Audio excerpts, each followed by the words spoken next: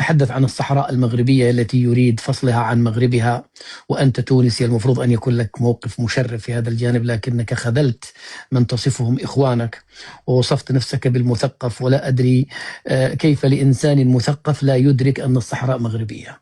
أنا لا أدري كيف إنسان يعيش على التماس مع إخوانه المغاربة والجزائريين لم يستوعب ولم يدرك أن الصحراء المغربية، بينما جاء رجل من أقصى المدينة يسعى، أسعد الشرعي، أدرك الموضوع وعرف أن الصحراء مغربية وقال كلمته.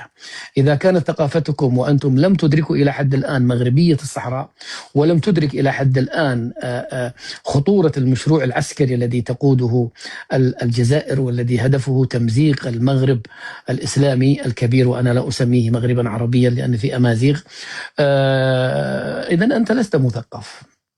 أنا والله العظيم أنا أقيسكم بالصحراء المغربية من أعدل وأنقى وأوضح القضايا في العالم. وذهبتني إلى نجران وعسير. نجران وعسير يعني اسمح لي أقول لك، يعني باعتبار أنك تونسي ما قد عندك المعطيات أنك تخوض فيها. إذا أنت لم تستوعب الصحراء المغربية تروح إلى نجران وعسير وجيزان التي بيننا وبين السعوديين، هذا أمر يعني للأسف الشديد سيء. أما أن الشعوب مثقفة، نعم، طوب وحجر طوب وحجر طوب وحجر، يعني في مثقفين وفي مكلخين. لستم المدينة الفاضلة. أن تصف الشعوب شمال أفريقيا بأن كلهم مثقفون، لا لا لا، والله أنا شفت كلاخ عمري ما شفته في المشرق. والله أن أنا شفت غباء فطري ما عمري شفته في المغرب، في المشرق. في بعض جيرانكم وبعض من أنتم فيه لا يعلمون شيئا ولا يفهمون شيئا يا أخوان. هذا، وأنا أحترم الشعوب كلها، أنا الشعوب نحترمها كلها، أي شعب على عيني وراسي من فوق، ما لا نفاضل على أحد. الفتنة الحمد لله أنك فشلتني، الحمد لله. غيرك يتناقض، يقول أسعد الشرعي مزقت وقسمت وشتت ومطمط ومرمط، ثم يقول نحن شعوب حية. لا لا، الحمد لله أن قلت أنني فشلت، والحمد لله. وإذا ما دام أنني فشلت لا أريد أن أسمعكم مرة أخرى تقولوا أنني أثير الفتنة. أنا خلاص أنا فشلت، أنا فاشل وحاولت أثير الفتنة وفشلت، فبالتالي ما عاد فيش داعي للحديث عن الفتنة التي يعني يقولها أسعد الشرعي. وأتمنى إذا تبغي تتناقش معنا في الشأن اليمني مرحبا بك، تقدر تيجي للحساب اليمني ومرحبا بك. ابن الأرض الجزائرية، ابن الدولة الجزائرية، تفضل. السلام عليكم. يزيد فضلك الأخ أسعد الشرعي، أنا التحقت بك كنت تتكلم على الطائفية يعني والشيعة وكذا وإيران والأزرق وكذا وكذا. معليش أنا عندي بعض الأسئلة أريد أن أطرحها هنا في منصتك. لما نقولوا يعني إيران والشيعة، يعني أنت يعني دخلت الجزائر دخلت المغرب، ما قعدتش يعني في نفس السياق تاع الموضوع، لذلك راح أضطر أني أطرح العديد من الأسئلة. يعني لو تسأل جارنا المغرب تقول له لماذا قطعت علاقاتك مع إيران، يقول لك أنها تدعم البوليزاريو وأنها تنشر التشيع. إذا كانت إيران تنشر التشيع كما يقول جارنا في المغرب، لماذا علاقة المغرب مع أذربيجان، ورغم أن أذربيجان أغلبية 90% من الشعب الأذربيجاني شيعي؟ هل تختلف شيعة أذربيجان على الشيعة الإيرانية؟ مثلا يعني الشيعة شيعة، لماذا علاقتك مع أذربيجان؟ لأن أذربيجان مطبعة مع الكيان الأزرق. إذا كانت هي مطبعة مع الكيان الأزرق فلا ضير في ذلك إن كانت شيعة أو غير شيعة، يعني عادي. هذا هو التناقض الأول. التناقض الثاني، الجزائر في فترة العشرية السوداء لما طردت السفير الإيراني من الجزائر بتدخلاته في الشأن الداخلي الجزائري، فاحتضنه الحسن الثاني آنذاك وأعطاه سفارة في المغرب. يعني هل آنذاك لم تكن إيران شيعية، كانت سنية مثلا؟ زيد على الشق الثاني نجو نقولوا انه ايران تدعم جبهه البوليزاريو، ونحن نعلم من دعم جبهه البوليزاريو علنا اللي هو المرحوم القذافي رحمه الله عليه، ولم تقطع علاقاتها لم يقطع الحسن الثاني علاقاته، رغم انه القذافي قالها انا ادعم جبهه البوليزاريو بالمال والسلاح. فكيف هنا يعني ان كان ضرر ايران من ضرر اكثر، ضرر القذافي ولا ضرر ايران؟ يعني نحن نكيل بمكيالين كما قال اخي التونسي اللي كان هنا ونحييه على فصاحته. وعلى النقاط اللي اثارها، يجي يقول لك انا اليوم انا على جال انها تنشر التشيع. اذربيجان كذلك شيعيه، فقط علاقتك مع اذربيجان. اذا كانت اذربيجان هي توالي اسرائيل فاهلا وسهلا. لا تكرر، انطلق في اللي بعده، لا تكرر. نعم، انطلق اللي بعده. نحن نأتمر من الكيان عادي، إذا كانت عادي، فإذا كانت شيعية فلا يهمنا ذلك الأمر. أما نقطة الصحراء الشرقية، يعني سمعتك تكلمت على الصحراء الشرقية، لا يهم الصحراء الشرقية. كي تقول الإخوة المغاربة تقول لهم الصحراء الشرقية كيف وصلت إلى الجزائر، يقول لك فرنسا هي من أعطت واقتطعت. اذهبوا إلى فرنسا. فلماذا الآن تستقبلون ماكرون في برلمانكم، ويأتي ماكرون يخطب في برلمانكم وهو من اقتطع لكم الصحراء الشرقية وأعطاها إلى الجزائر؟ اقطعوا علاقاتكم مع فرنسا، طالبوا فرنسا أن تعطيكم الصحراء الشرقية الذي أعطتها إلى الجزائر. احنا اليوم كجزائريين الصحراء الشرقية الحمد لله بشار وتندوف فيها أغنى الثروات. اليوم هذه بشار وتندوف هي رأس مال الجزائر. اليوم الدول الأوروبية كلها تتهافت على الغاز الذي يخرج من بشار وتندوف. فاحنا الحمد لله يعني بنينا بها دولة ودرنا بها أرض.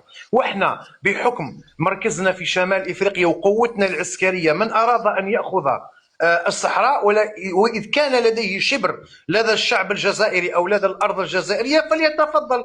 لماذا يبقى يعني يتكلم عليها في التيك توك؟ هل محمد السادس ملك المغرب قال أن الصحراء شرقية؟ لم يقل أن الصحراء الشرقية مغربية. يعني نسمعوها إلا من رواد التيك توك. إذا كانت الصحراء صحراؤكم وتقولون أن فرنسا اقتطعتها وأعطتها الجزائر فطالبوا بها بصفة رسمية، اعلنوا عليها من الديوان الملكي. لماذا محمد السادس لم يعلن عليها إلى يومنا هذا؟ يعني كفانا والله في بعض الأحيان. يعني أخي الكريم، أنت لم تخض في إيران إلى حد الآن. أنت دخلت الصحراء الشرقية، أنا فقط ذكرتها ردا على التونسي، ولا ليست موضوعي إطلاقا. إذا عندك شيء في هذا الموضوع. هو ذكر جيزان ونجران وأنه مع القضايا العادلة، فذكرته أن هناك أيضا هي تشبه نفس الحكاية، نفس الاتفاقيات واقتطعت من اليمن بنفس الظروف، نفس الشيء. عندك شيء في المتأيرين؟ هل أنت مع المتأيرين الذين يدعمون إيران الصفوية؟ إذا كنت أسعد الشرع يكون معي صريح. يعني أنا أعرفك في بعض الأحيان لديك بعض الصراحة من السؤال اللي راح أطرحه. يعني اليوم تقول أنت أن إيران والأزرق هما عملتين لوجه واحد. أنا أؤيدك في هذا الرأي، أمشي معك في هذا الطرح، يلا أمشي معك في هذا الطرح. إذا سميت المتأيرين ماذا تسمي المطبعين مع الكيان؟ نفس المطبعين مع إيران، يعني نفس الدرجة، يعني نفس حتى الدرجة. بل بالعكس المطبع روحيا مع الكيان الإيراني أوسخ بكثير من الذي يمالئ الصهيوني. لماذا يعني؟ لأن ما فعلته إيران 50,000 ضعف ما فعلته إسرائيل في المسلمين. يعني ما فعلته إسرائيل في غزة يعني ولا حاجة، ولا يساوي ما فعله قاسم سليماني في حلب. يعني لديهم نفس الدرجة. كم ماتوا في غزة؟ يعني لديهم نفس لا الدرجة. لا، لحظة، كم ماتوا في غزة على مدى سنتين؟ كم؟ اكتبوا لها الرقم يا أخوان، اكتبوا لها الرقم 70,000 على أقصى شيء، 70,000 إنسان. هل تعلم أن قاسم سليماني دمر وحول أكثر من 150,000 إنسان في خلال أسبوع واحد في حلب؟ يعني أسعد الشرعي، أنت يعني ترى أنه إيران أخطر من إسرائيل بكثير. تعرف ليش؟ تفضل. لأنه نحن لا نختلف في العداء لإسرائيل، لكن إيران بتنخرق من الداخل باسم الله وباسم الحسين وباسم الزهراء، وإحنا مختلفين على إيران. أما الكيان الصهيوني لسنا مختلفين عليه. أنا ما فيش ولا مسلم ولا عربي، حتى المطبع يقول لك محتل وقاتل ومجرم وفعل في غزة. لا يوجد اثنين يختلفوا على الكيان الصهيوني، لكننا نختلف على الكيان الإيراني. وهنا الخطورة، أننا نختلف عليه.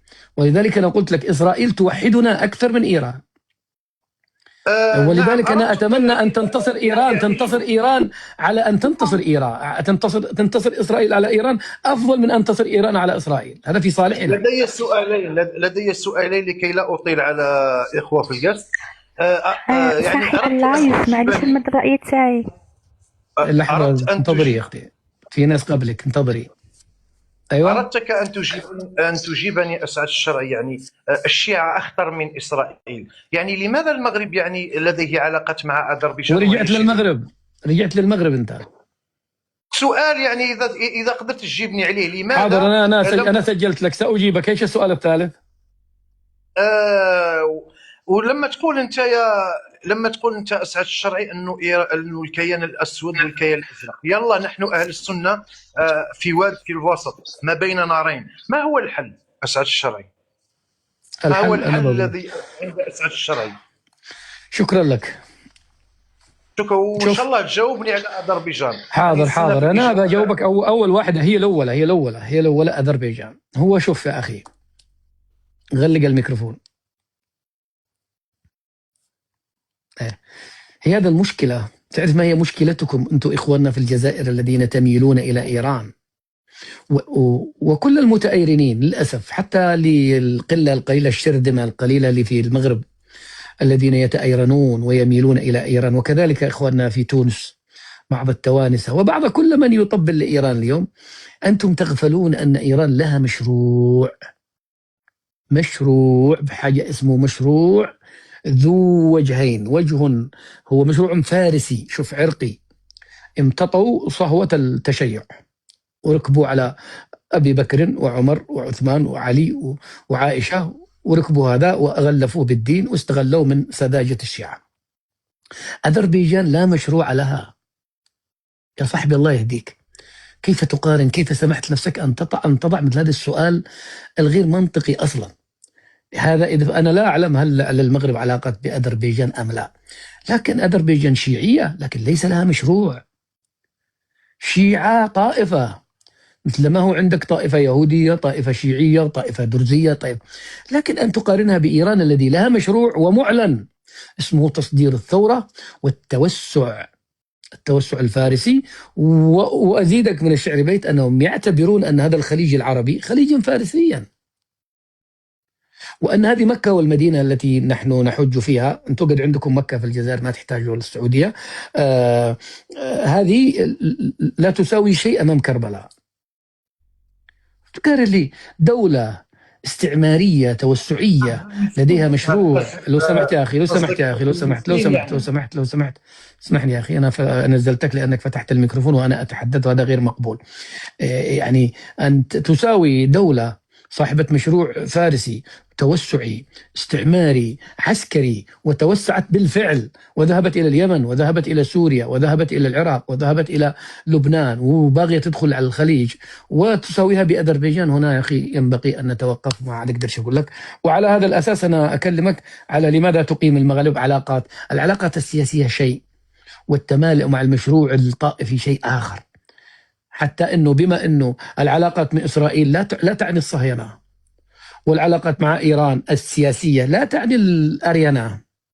نتكلم إحنا الآن، إحنا بيننا الذي بتعتبره إيران مجاهدة وإيران ممانعة وإيران مكافحة وإيران مقاومة، هذا. أما القرار السياسي الذي يتخذه وزير الخارجية أو رئيس الدولة، هذا له ظروفه وله ضغوطه وله إكراهاته. ما نقدرش نقول أنه أي الدولة التي طبعت إذن هي صهيونية، والدولة التي لها علاقات بإيران إذن هي شيعية. ما نقدرش في هذا الأمر. الله يهديك. والحل إن شاء الله أن تزول السوسة التي تنخر في جسد الأمة، أن يعرف الناس أن إيران هي العدو الأقرب، هي العدو الأخطر، هي العدو الذي يفتك به من داخل المنظومة الإسلامية، هي الخطيرة. أما إسرائيل جدتي اللي ما عندهاش موبايل تعرف أن إسرائيل دولة عدوة. المجنون اللي في الشارع اللي بيسكن في الشارع يعرف أنه إسرائيل دولة عدوة. الحل أننا نعلم أن إيران ليست إسلامية، وأن خامنئي والمعممين ليسوا مسلمين، وأن مشروعهم مشروع يهدف إلى ضرب الإسلام والمسلمين. ونرجع للتاريخ ونرى أنه منذ وجود التشيع لم يكن لهم أي خطوة لخدمة الإسلام أو لخدمة أي مشروع إسلامي، بل بالعكس كانوا هم الخنجر المسموم دائما، حتى آخر شيء مع العثمانيين. جاءت لهم الدولة الصفوية وكانت واحدة من أسباب التي أضعفت الدولة العثمانية التي كانت تحكم باسم الإسلام على الأقل يومها. إن شاء الله تكون فهمت. الأخ اسميتك يا أخي؟ جود تايم، تفضل يا جود تايم. الله يديم فضلك أستاذ سعد. السلام عليكم ورحمة الله وبركاته، وصلى الله وبارك مرحبا. على سيدنا محمد وعلى آله وصحبه أجمعين. تقبل الله طاعتكم إخواني الأعزاء، وأتمنى أن أنا راح أختصر كثر ما أقدر، وفي القلب كلام كثير. ونحن من دولة الكويت نكن كل الحب والاحترام والتقدير إلى جميع الدول العربية والإسلامية. وأخواني الأفاضل، بأن الذي يده بالماء ليس كالذي يده بالنار. احنا في دولة الكويت وعبر التاريخ ننقل لكم هذه، عل وعسى بأن واحد من اللي يحبون إيران أو مشروعها ممكن يتوب أو يشغل بس عقله معه. ونحن في عصر الآن تقدر تبحث عن المعلومة في الإنترنت وتقدر تراجع التاريخ. ففي سنة 1982 و 1983 إيران فجرت في الكويت وفجرت بالخليج وعملت العمايل وسعت إلى تصدير مشروعها. والذي يقرأ كتاب الخميني بأن يريد رفع علم راية الثورة الخمينية والثورة المذهب الاثنى عشري على بغداد وعلى دمشق وعلى القاهرة وعلى الرياض وعلى الكويت، هو يريد تصدير هذا المشروع. فأخواننا الذين يبعدون بالنطاق الجغرافي عن إيران راح يقولوا لك لا والله إيران مسلمة وإيران يجب نصرتها.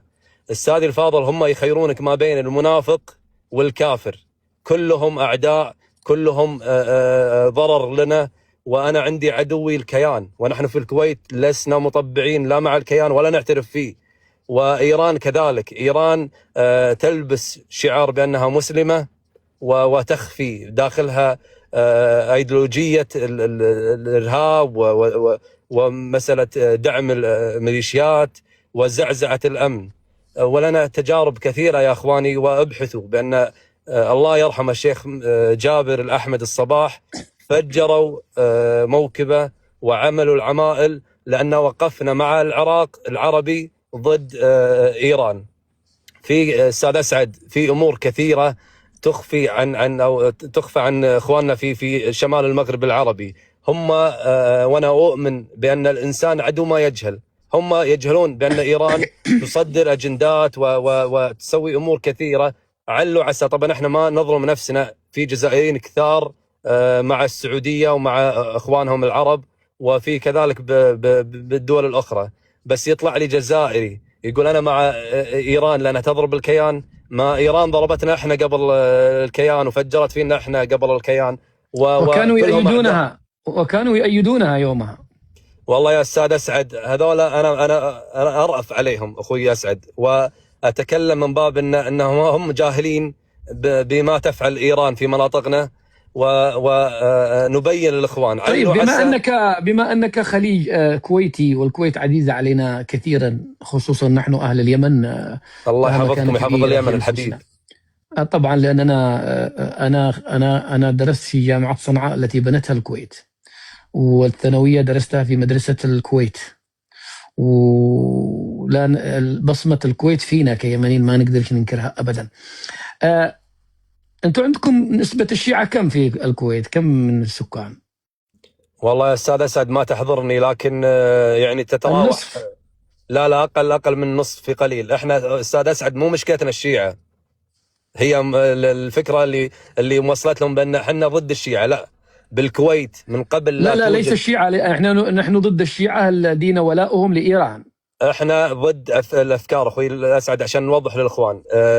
الكويت يوجد فيها سنه وشيعه من قبل لا تكون في جمهوريه اسلاميه ايرانيه. هذولا قطوا السياسه بالدين. ومرجع الشيعه يا اخوي الفاضل واخواني الاعزاء، مرجع الشيعه هم النجف والكوفه في العراق. فالعراقيين هم في ذاتهم الشيعه اللي بالنجف وبالعراق كثير منهم، بل على راسهم يختلفون مع ولايه الفقيه، لا يؤمنون بلا خميني ولا فكرته. فنحن نفرق ولا نظلم أنفسنا بأن طيب، ماذا عن خلايا التجسس التي تلقون عليها القبض بين فترة وأخرى؟ أحسنت. احنا نشكر رجال وزارة الداخلية الكويتية في الضربة الاستباقية لخلايا موجودة تحت منظمة حزب الله الإرهابي. طبعا حزب الله هذولا من عندنا تاريخ معاهم، خطفوا عندنا طائرات مدنية وعملوا أعمال إرهابية. نحن نصنفهم يا أستاذ أسعد منظومة إرهابية، وكل من يتعاطف معهم أو يأيدهم تتخذ إجراءات قانونية باتجاههم. ونحن الحمد لله بالكويت يعني كانت في ضربة استباقية لهم للأمانة أستاذ أسعد، وفي ممكن المزيد، ولكن ثق تماما بأن الكويت ودول الخليج وأي دول إسلامية ربك إن شاء الله يحفظها. والخونة اللي بكل بلد، أتمنى هذه رسالة طبعا نوجهها أستاذ أسعد لكل خائن يعيش في بلد ويأكل من خيره وولائه لبلد آخر، ورسالة لكل ذيل أستاذ أسعد موجودين في العراق، ونقول لهم بإذن الله نظام الملالي ونظام إيران الذي صدر الإرهاب لنا والميليشيات سوف يزول، وسوف تعودون وتقولون أننا نحن وطنيين ونحن نحب العراق، وأنتم بإذن الله كل دم سوري وكل دم عربي ارتكبتوا في المجازر سوف ناخذ حقنا منه، وربك بإذن الله سوف ينصرنا على أعداء الوطن أشكرك. وأعداء الدين. وأنا شكرا لك يا أستاذ أسعد. شكرا. والله محبتي كبيرة لليمن ولكل البلدان العربية، ونحن يا أخوي بالكويت لا فضل ولا منة لكل الشعوب الشريفة أمثالك أخوي أسعد وأخواني الموجودين، بأن نسأل الله أن يرزق بلادنا الأمن والأمان والازدهار. نحن ليس مشكلتنا مع طائفة، ولا تبنى البلدان بالطائفية يا أستاذ أسعد. شكرا لك، وصلوا على النبي يا أخوان. أتمنى الأخوان يصلون على النبي. بارك الله فيك. شكرا على الفرصة الطيبة. شكرا.